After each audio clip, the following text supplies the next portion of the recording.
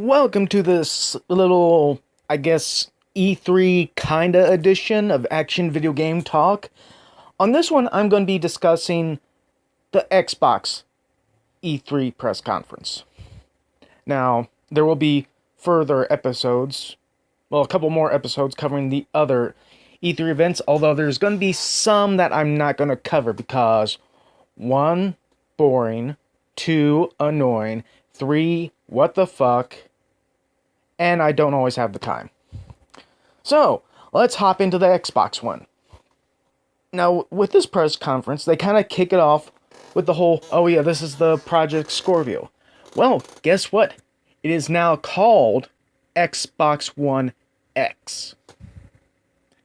Yes, Xbox One X instead of the teased Xbox Scorpion name that was revealed or leaked a little while before this press conference started. And also, we have a date for the release of the Xbox One X. November 7th, 2017. This year. And it will be the smallest Xbox yet. So, we got the name, we got a date, and we know this is going to be even smaller than the Xbox One S. And, yeah, they did reveal some details on the features of the system. Now, these aren't all the features that they revealed, just a few from a screenshot that was released. Okay, their main focus on the features is that it is going to be true 4K. 8+ million pixels, HDR, wide color gamut, premium Dolby Atmos sound. It will fully support HD Blu-rays and HD movies. Now, this is something that Sony, with their PlayStation Pro, didn't fully do. As far as I know, the PlayStation Pro does not fully do 4K Blu-rays and movies. It can do gaming, but not the movies. Now, after that, we get a glimpse at what is going to be Forza Motorsport 7, with the release date of October 3rd of this year.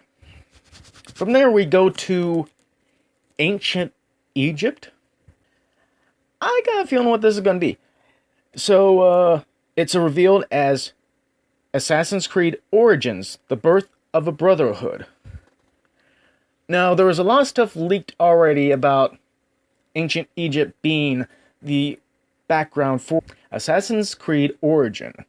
What wasn't known was the full name of the game, and if it was going to be official or not. Now, along with this reveal of the actual title, it was also given, it does have a release date as well. October 27th of this year. So yeah, I'm guessing they're more along on this game than we kind of expected. Then again, that you could say that about most of these games. Next up, they show a cinematic trailer for State of Decay 2, which is dated for spring of 2018. Now, with this game, they show more or less you building your own little home base area where you and others can hang out, can gather your supplies and stuff. And also, when you have to go out on like runs to get supplies, on how you can be risking your own life and maybe the life of your teammates as well. So basically, stuff that they had to deal with in early seasons of The Walking Dead. But yeah, this is out in spring 2018 so far. Mostly say so far because some of these years could change as far as we know.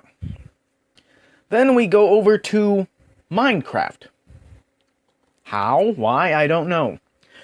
But they are announcing Minecraft will be cross-play across mobile, PC, and consoles. So what I'm getting from this announcement is that people who have been playing... Okay, my mistake. Mobile, VR, PC, and consoles. So what I'm getting from this is that people can play with each other. Okay, can play across PlayStation 4, Xbox One, the PC, and iDevices. They can be all playing on the same game in the same server. Now, that right there is an awesome achievement. That they're going to actually do that. And they said that this is going to kick in this summer.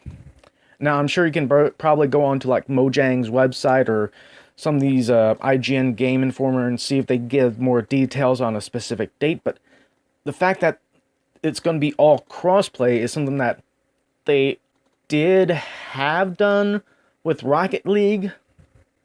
Them doing this for Minecraft, I think, was just a matter of time. Because of how popular and known Minecraft is.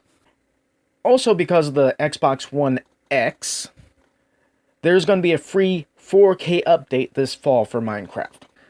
And apparently, also this fall, they'll be introducing a Super Duper graphics pack, which kind of upgrades the graphics look of the like the blocks, the trees.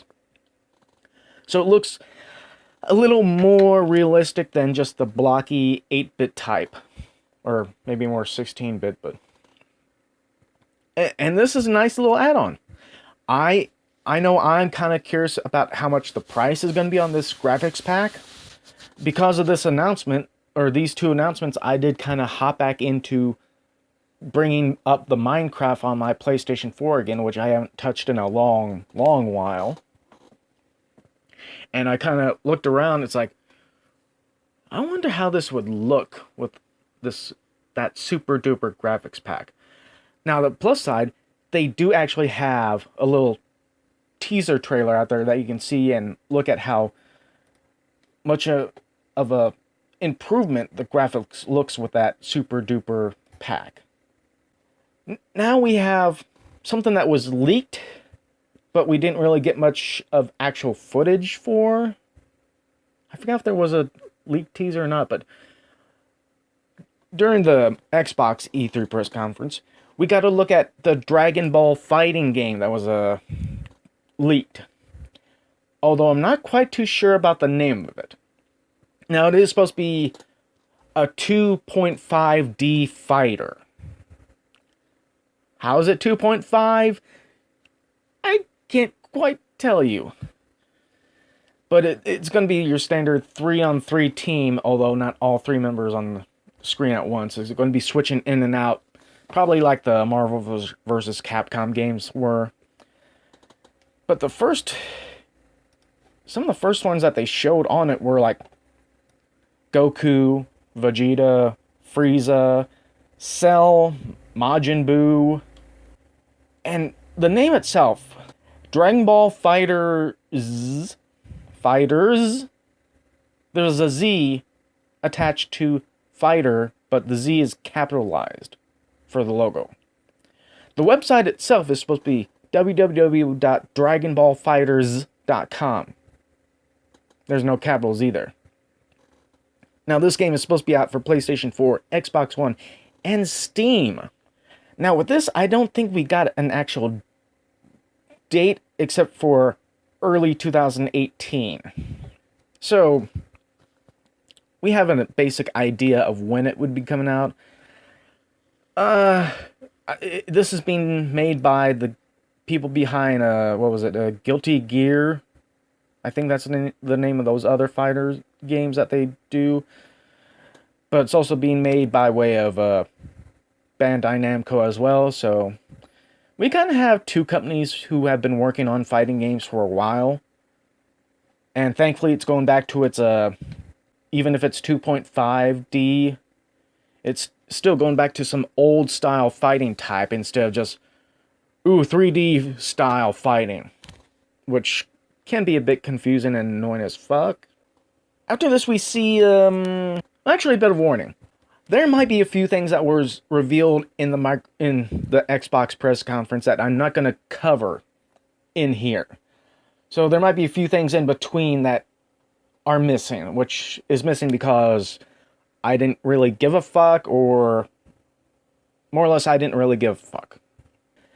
Now let's go into this little I guess, MMORPG called Black Desert, which from the footage they showed looked more like cinematics for a Final Fantasy MMORPG instead.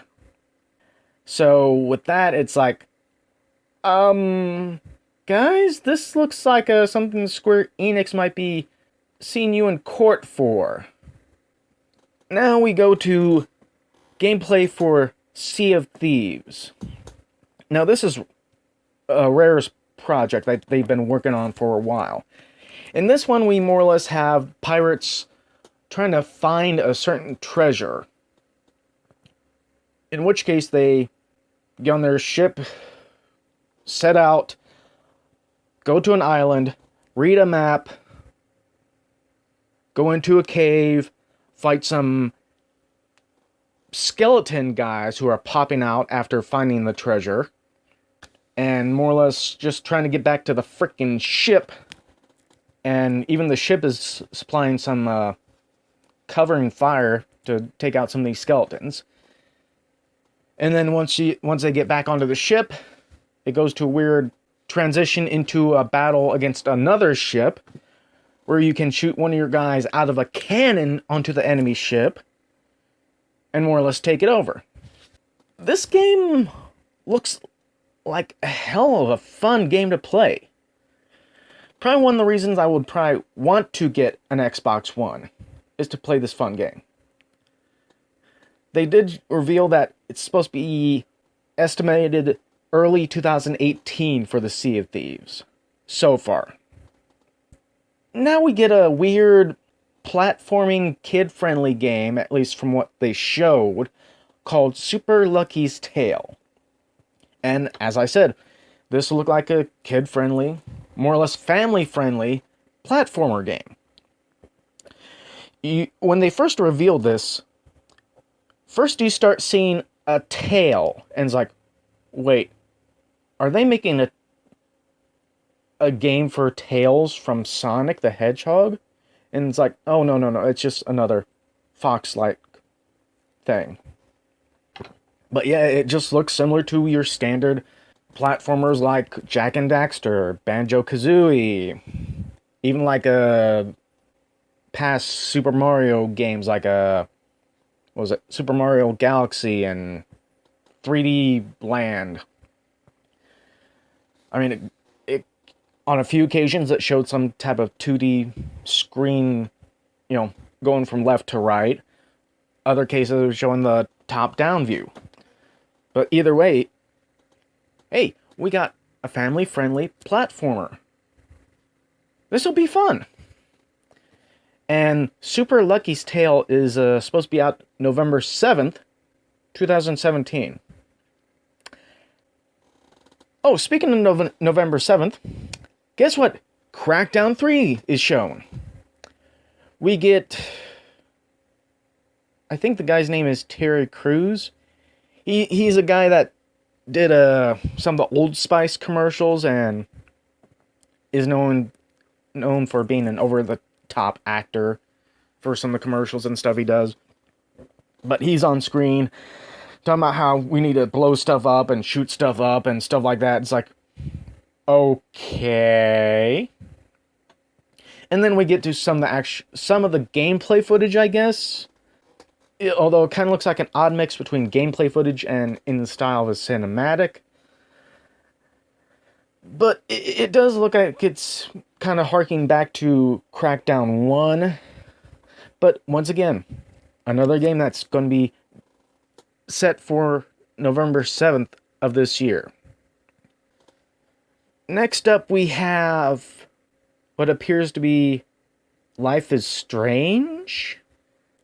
We see what appears to be the girl from Life is Strange.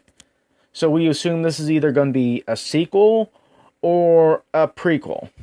And then we get the screen that says Life is Strange Before the Storm. Okay, so we got a prequel. And it was also revealed episode 1 of 3. So there's going to be 3 parts, 3 episodes. The first episode will be out August 31st of this year. And of course, you know, it says go to lifeisstrange.com and also the Square Enix page. So, yeah, I mean, we're assuming, and from what I've been reading online, this is a prequel. Now we get to one part that I'm kind of not surprised with, but kind of happy to hear about. They go on about how the fans have been loving the backwards capability to be able to play Xbox 360 games on the Xbox One. But they're there to announce something a bit better and one-upping it. Later this year, we will be able to play original Xbox games on the Xbox One. And by way of this, from what I've read and heard, if you have the physical discs, you can use them. Otherwise, you can also purchase the digital downloads of them as well. Now, also because of this, you can do, from what I read, this is going to sound weird, you can do like 3 generations of LAN partying. Which I'm guessing is more or less for like the Halo games and shooters like that. Which I find to be kind of strange, but not. But yeah, I am glad to hear that they're introducing the original Xbox games into the backwards capability. This is still something that Sony fails to realize what they should have done from the start. Is to introduce actual backwards capability with physical discs instead of doing their stupid, oh, we got PlayStation now, we got a streaming service, you don't need those pesky discs. You got PlayStation 4, you can get PlayStation 4 games, you can go, everyone's going digital, yeah, just get our streaming service, yeah. It's like, no, fuckers, no. And now we get to the price. Xbox One X will be officially $499. This could be a bad thing. Now, it's nice that we got an official price on the system, and it's good that it's small, but the fact that it's $100 more than the PlayStation Pro is a downside. It would have made more sense if they made it the same price as the PlayStation Pro, not higher. Now, I know the Xbox One is going to be true 4K technology for your 4K TV screens and stuff, but still, if Sony's PlayStation 4 Pro is going to stay $100 cheaper, I'm afraid they're going to go that route. And not everybody can afford $500 for the system. I mean, I know some people were able to afford $500 for the day one editions of the Xbox One, but still, that was stupid pricing. Especially in this day and age, the way the economy is, not everyone is a fucking billionaire and have thousands of dollars to toss away. I got a funny feeling this is the one thing that Microsoft dropped the ball on as far as this press conference. Now we get to gameplay footage, well, kind of in-game gameplay footage stuff for EA BioWare's Anthem game. Now, from what I'm seeing, well, did see, and everyone else can see, this game feels like a weird combination of Titanfall, Destiny, and Iron Man. Heavy emphasis on Iron Man. Because you get into a normal size mecha suit with a jetpack, flying around, shooting stuff, aside from your own, like, shotgun and stuff. You got, like, compartments that open up and shoot bullets and missiles. It's like, this is the Iron Man armor.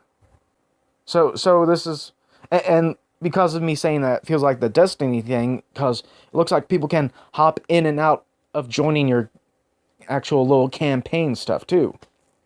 Now, because of what they show off with Anthem, I'm kind of interested in it. Kinda. But I don't know.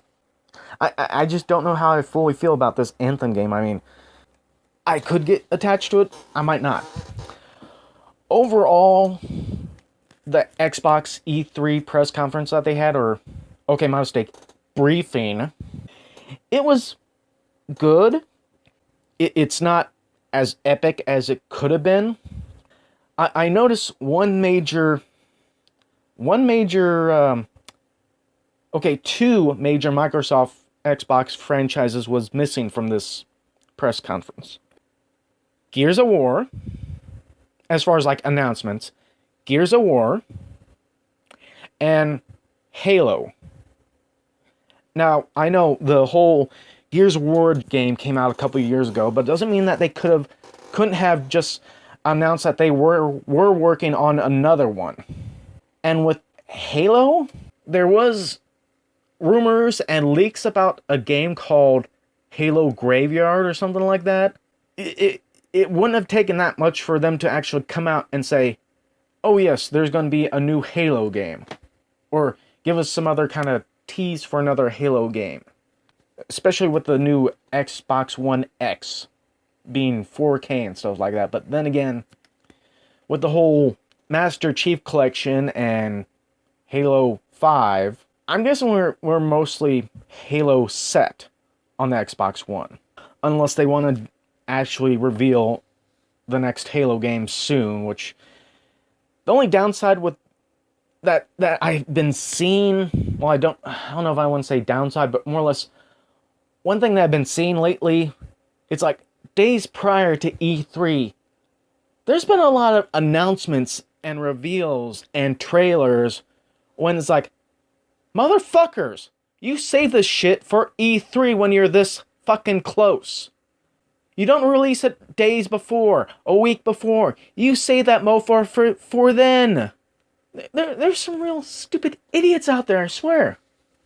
Even if it is part of companies' marketing to go ahead and release this, release that, it's like, you got E3 coming up. Save it for then. But no. But overall, like I said, the Xbox briefing press conference for E3 was a good overall display of what they have coming out. I was glad that they actually got an official name for their Project Scorpio, a date, a price, which I still question, even though they claim to be it's going to be the most high-end technology for a console gaming. Still, the price seems a bit high to me, and it always will. Unless, of course, they reveal later on that it's going to be bundled with maybe a game or two and some extra stuff, in which case I might be changing my mind a little bit, but also adding on the backwards capability with the very first original Xbox games are nice. With those, I'm guessing we'll be getting, like the 360 games, they'll be revealed, they'll be working on them in like an ongoing progress. I was kind of surprised to see the Dragon Ball Fighter game in here, in this press conference.